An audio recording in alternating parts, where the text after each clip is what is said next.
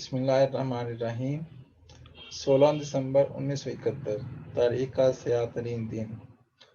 تحریر ڈاکٹر صفدر محمود۔ 16 دسمبر ہماری تاریخ کا سیاہ ترین دن ہے کہ 16 دسمبر 1971 کو ہمارے قومی وجود کے دو حصے کر دیے گئے تھے اور پاکستان دشمنوں نے پاکستانی قومیت کے تصور پر نہایت کاری ضرب لگائی تھی، جس سے ابھی تک خون رس رہا ہے۔ اس سانحے نے جہاں ہماری قومی سوچ اور لاشعور پر گہرے اثرات مرتب کیے اور قوم کو مستقل طور پر بے یقینی کے خوف میں مبتلا کر دیا،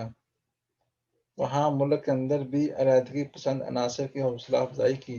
اور ان کو ایک رول ماڈل مہیا کر دیا۔ باشعور قومیں اس طرح کے سانحات سے سبق سیکھتی ہیں، لیکن بدقسمتی سے ہماری قیادت، سیاستدانوں اور رائے عامہ کی تربیت کرنے والے اداروں نے مشرقی پاکستان کی علیحدگی کے اسباب اور نتائج پر اس طرح غور نہیں کیا۔ وہ اس کے ذمہ دار عوامل کی روشنی میں مستقبل کے لیے حکمت عملی وضع کرتے اور اس پر خلوص نیت سے عمل کرتے۔ ہر سال کی طرح اس بار بھی ہمارے لیڈر ان باقی قومی ایام کی مانند 16 دسمبر کے حوالے سے بیانات جاری کریں گے جو ان کے کارندوں نے لکھے ہوں گے، لیکن بدقسمتی سے ہماری سیاسی قومی قیادت ان عوامل کا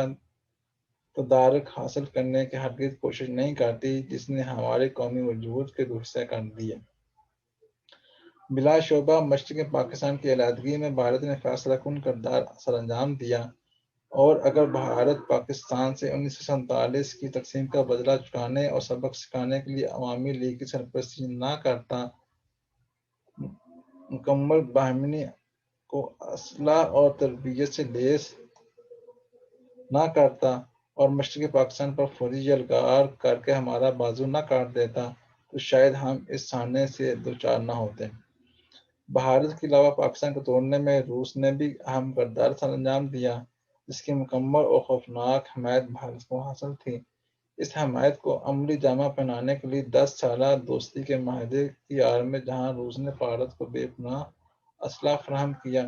وہاں روس نے بھارتی کارروائی کو ڈپلومیٹک چھتری بھی فراہم کر دی۔ چنانچہ روسی کھلم کھلا حمایت نے نہ ہی صرف اقوام متحدہ کی جنگ بندی کی قراردادوں کا راستہ روکے رکھا، بلکہ امریکہ کے بحری بیڑے کو بھی آگے نہ بڑھنے دیا اور چینی مداخلت کے امکانات بھی معدم کر دیے۔ امریکی صدر نکسن پاکستان کی حمایت کرنا چاہتے تھے، لیکن امریکی رائے عامہ پاکستانی فوج کے مارچ 1971 کے آرمی ایکشن کے بعد حکومت پاکستان کی آمرانہ پالیسیوں سے متنفر ہو چکی تھی، کیونکہ بھارت نے پراپیگنڈے کے میدان میں بہترین صلاحیتوں کا مظاہرہ کر کے عوامی لیگ کی علیحدگی پسند تحریک پر جمہوریت کا رنگ چڑھا دیا تھا۔ 1970 کے انتخابی نتائج کی روشنی میں اسے عوامی فیصلہ کی علامت قرار دے دیا تھا۔ چنانچہ عالمی رائے عامہ کی ہمدردیاں عوامی لیگ کے ساتھ تھیں۔ میں نے مشرقی پاکستان کی علیحدگی کے حوالے سے عالمی قوتوں کے کردار پر اپنی حد تک خاصی تحقیق کی ہے، اور میں محسوس کرتا ہوں کہ امریکہ کے صدر نکسن کا اصل ہدف مغربی پاکستان کو بھارتی جارحیت سے بچانا تھا، نہ کہ مشرقی پاکستان کی علیحدگی کو، کیونکہ بقول اس وقت کے secretary of state Henry Kissinger, "East Pakistan was gone in any case". چین آغاز سے ہی پاکستان کی قیادت پر سیاسی حل کے لیے زور دیتا رہا تھا، کیونکہ چین روسی بھارتی گٹھ جوڑ مخالف عالمی رائے عامہ، شیخ مجیب اور عوامی لیگ کی زبردست مقبولیت، اور چین کے اپنے داخلی مسائل اور حدود قیود کے پیش نظر فزیکل مداخلت کی پوزیشن میں نہیں تھا، اور نہ ہی اس نے مداخلت کا کوئی اشارہ دیا تھا۔ حتیٰ کہ جب بھٹو صاحب بھی وفد لے کر چین پہنچے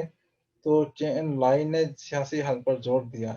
جنگ سے بچنے کی تلقین کی اور کہا کہ ہمارے پاس جو کچھ ہے حاضر ہے، جس کے جواب میں بھٹو صاحب نے پاکستان واپس پہنچ کر دما دم مست قلندر کا نعرہ لگا دیا۔ 1971 کی جنگ نے پاکستان پر واضح کر دیا کہ اسے اپنے قدموں پر کھڑا ہونا ہے، اپنے دفاع کو مضبوط بنانا ہے، کیونکہ دور سے پانی لا کر اپنی آگ نہیں بجھائی جا سکتی اور نہ ہی دوسری قوتیں ہمیں تحفظ کی ضمانت دے سکتی ہیں۔ اسی سوچ کا نتیجہ وہ ایٹمی پروگرام تھا جسے بھٹو صاحب نے شروع کیا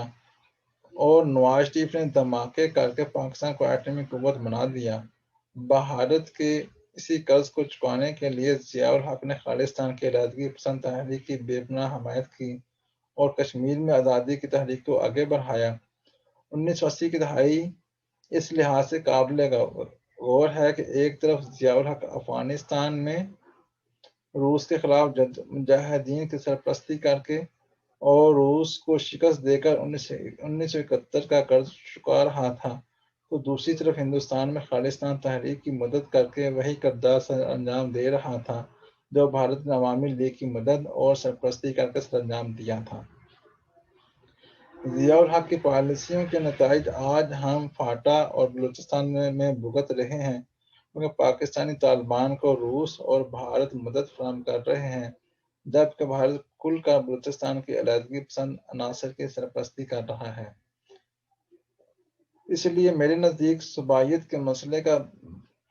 سیاسی حل 1971 کے سامنے کا اہم ترین سبق ہے اور پاکستان کے باطنی استحکام کا ضامن ہے۔ دراصل مشرق پاکستان کی علیحدگی ایک گمبھیر اور وسیع موضوع ہے جس کے بے شمار پہلو ہیں،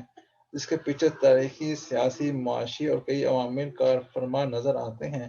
میں نے کئی برس محنت اور تحقیق کر کے اس موضوع پر ایک تحقیقی کتاب لکھی ہے جس کا نام ہے پاکستان کیوں ٹوٹا اور انگریزی میں اس کا نام ہے پاکستان ڈیوائیڈڈ، جو اس موضوع پر کسی حد تک تجسس کی پیاس مٹا سکتی ہے۔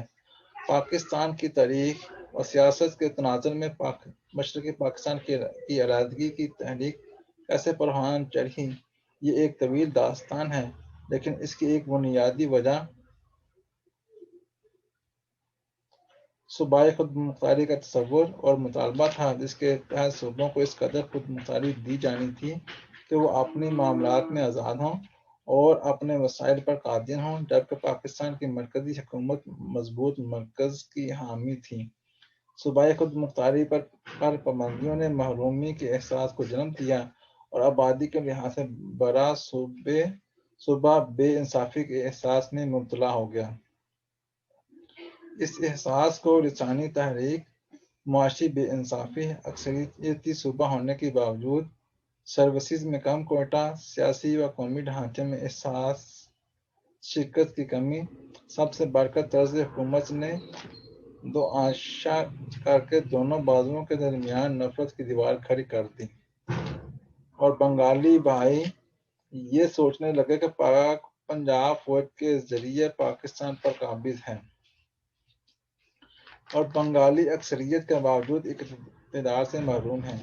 اس لیے اس نظام میں ان کو انصاف ملنے کے امکانات محدود ہو چکے ہیں۔ یہ بات ذہن میں رکھیے کہ مسلمان متحدہ ہندوستان میں اقلیت میں تھے، لیکن پنجاب، بنگال، سرحد، بلوچستان، سندھ جیسے صوبوں میں اکثریت میں تھے۔ چنانچہ مسلم لیگ کئی دہائیوں تک زیادہ سے زیادہ صوبائی خود مختاری کے لیے جدوجہد کرتی رہی۔ 23 مارچ 1940 کی قرارداد لاہور بعد ازاں قرارداد پاکستان ڈرافٹ کرنے کے لیے سبجیکٹ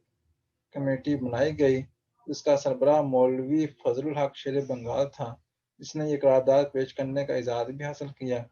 اس کمیٹی میں پنجاب کے سر سکندر حیات بھی شامل تھے،